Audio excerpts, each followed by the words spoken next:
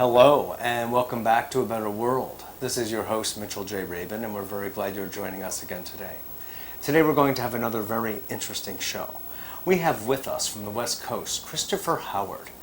Chris is a rising star on the scene of motivation speaking and inspiring people wherever he goes, and he's going around the world these days speaking to people about getting in touch with their own power, with their own souls really, and their own wish to essentially be great and be successful and be wealthy on every single level possible.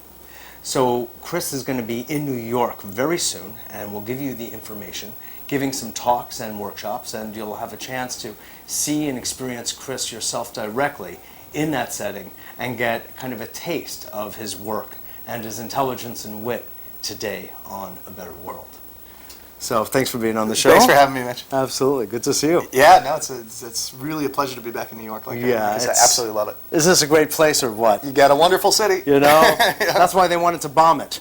Yes, they really exactly, wanted to come and play. It's but too they nice. Didn't know how. Yeah, right. Too nice. Chris, what is it that got you initially motivated into doing this in the first place? This kind of work with people. Well, I think I've always been interested in personal development. I mean, ever since I was a kid. I remember I did my first transcendental meditation class when I was 9. 9? 9 years old. Yeah, I took my first. Maharishi didn't start meditating at that point. Really? Hey, that's pretty good. I don't think so.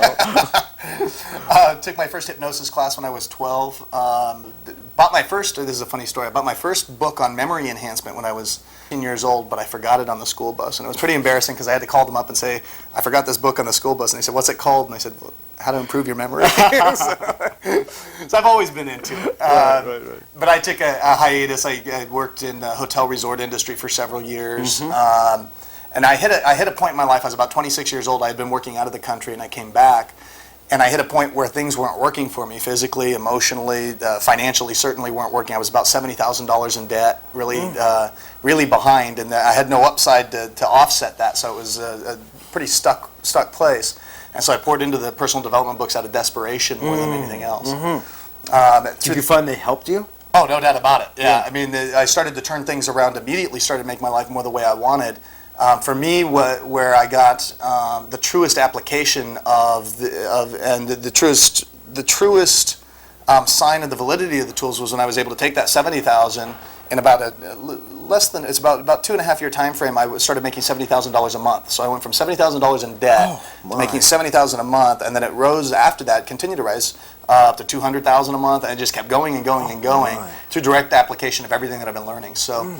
Very interesting. So the financial upside was really good for me, but for me it's all about the life that I'm living now. I truly love my life, and things are far beyond where they ever would have been before. And so I'm a big proponent for the tools. Very interesting. I want to make note of something that is, as I understand from you, you did not go to college. Is that correct? Never went to college. Never went to college. Okay.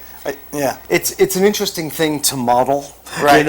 Because. I have gone to school for a good almost half of my life or more, right. And I am a great proponent of school and formal education and all of that.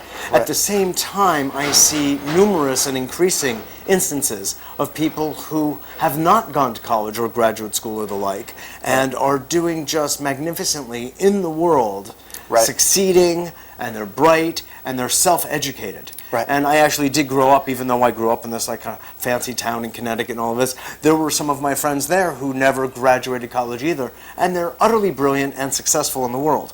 Right. So I just wanted to make note of that for people, that they see that you can go to college and play that game and do well and succeed and have those credentials, or you can and still have an utterly glorious life and actually have a little bit more time to study what you want. Yeah, and for me, Would you make a comment about this? Yeah, absolutely. For me, it's about focus.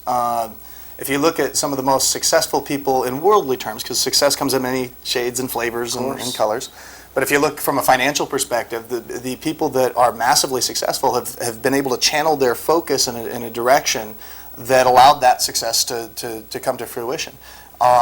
Warren Buffett, who's the second richest man in the world, a very kind-hearted man as well. When I really started studying him, he's going to give away all of his wealth at the end of his life back to society. He says society's been to a large extent that which has created the wealth. So why not give it back to where it belongs, which is pretty cool. Really, very much. Yeah, I like that. And one of the things that he's been really a master of is channeling his focus. And for me, education was all right, but there were a lot of things that I had to study that weren't really of interest to me or weren't going to take me further in the direction that I wanted. I'm a big proponent of education, but I've always been a proponent of directionalized education. So I think I educate myself more than most people. I'm constantly reading. I'm a voracious reader. All sorts of books on personal development, spiritual development, all of that. But it's a channeled and focused energy that's allowed me to take leaps forward. Yeah. So I think however one educates oneself, it's vital. And I do believe in formal education as well, because it's kind of like religion. A lot of people would like religion to tell them how to live their lives rather than figuring it out themselves. But we know that both through religion or spirituality, we can find a path to a similar place. Exactly. It provides, in each case, a structure by which people can improve themselves, grow themselves, but ultimately we're growing ourselves. Right. Yeah, absolutely. That's our bottom line. How do you do it? How do you do it? So how did you go? I mean, anyone watching would want to know, how did you go from 70,000? We know how you got into debt. Right. You could figure that part out. Really? I don't need to tell people how to do that. Right. No, Okay. no. You don't give classes on that. Yes. No. But how did you go? I was pretty good though. No doubt. How did you go from that into 70,000 a month and then onward? How did that happen?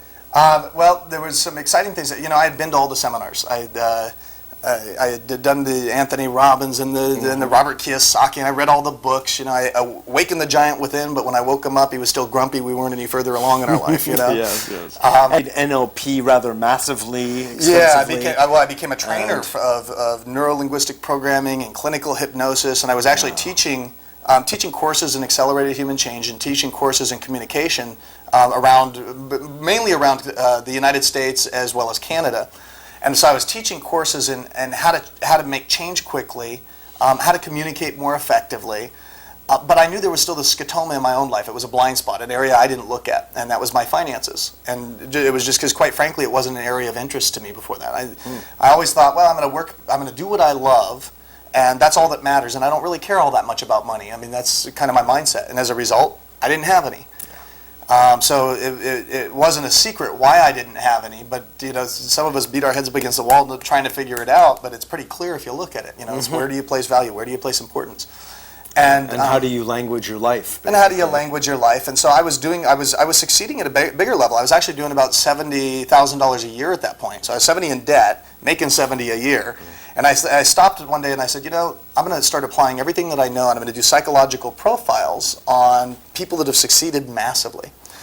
And so I started breaking down the mindsets of the super wealthy, and within that 2-year time frame, after I did that, and I actually installed the beliefs, the values inside myself, I found a mentor who could help me close the gap between where I was and where I wanted to be, and we turned it around just like that. And we were doing $70,000 a month within 2 years, and today, we're way beyond that. So it's exciting. It's exciting to take an area where you don't feel like you have complete control and to totally take charge and design your life the way you want. Yes, indeed. Well, what were the methods by which? You said you installed belief systems, for instance. Right. What does that mean? Well, it means really going inside, and there's various techniques and tools that I teach in the various programs that I present for doing that, for actually installing a belief. But the first step is to get the beliefs that you're going to install, because many people are walking around in life and they've made decisions about life, and our decisions determine our destiny.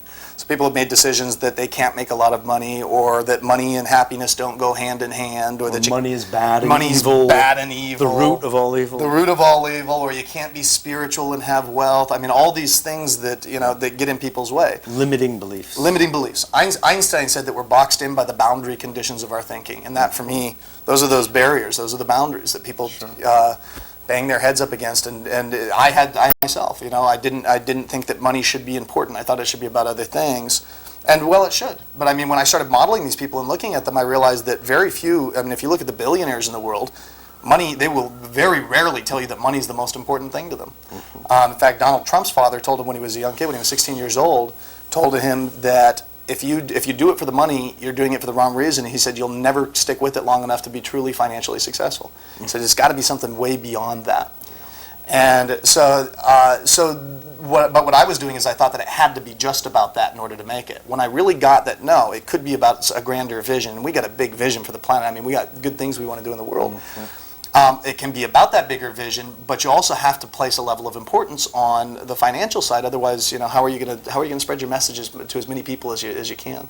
You look how much Bill Gates is giving back right now. You look at how much, millions and millions and millions, and then most people look back at how much they're giving back, and they go, oh wow, maybe I could do something more if I was to take my life to a new level. And that's what we were essentially doing with our companies. Well, you raise a very important point, really, Chris. That is, when people are not responsible for their own finances, they're actually costing society rather than giving to society. Oh, absolutely. And I like that. Yeah. No, well put. Yeah.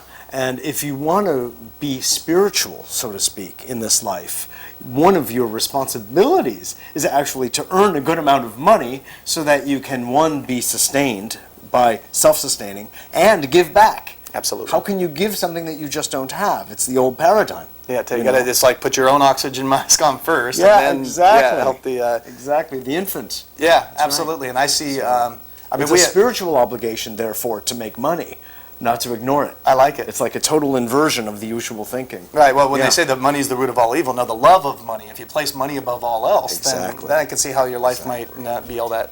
But you've got to at least have it in there. It's like the foundation of your house. There's certain things that need to be in place. And I see money as being one of those things. And I know that a lot of people have issues about it. That's why I talk about it. But sure. For me, there's a. You talk about a lot of things, really, though. I do. And when you talk about the idea of wealth, for instance, in spiritual wealth, on emotional wealth, you have friends and family and love abundantly in one's life. And what do you see as the issues? And now at this point, you're doing a lot of traveling and doing your seminars everywhere in Australia and across the world. I think there are probably some fundamental issues that people are experiencing at this point in our history. Sure.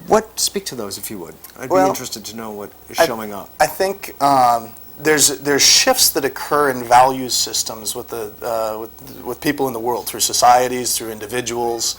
And we'll go through this on an individual basis, but also the entire countries will shift through. Will have value shifts, and inherent within those value shifts are issues for each level that somebody would go through.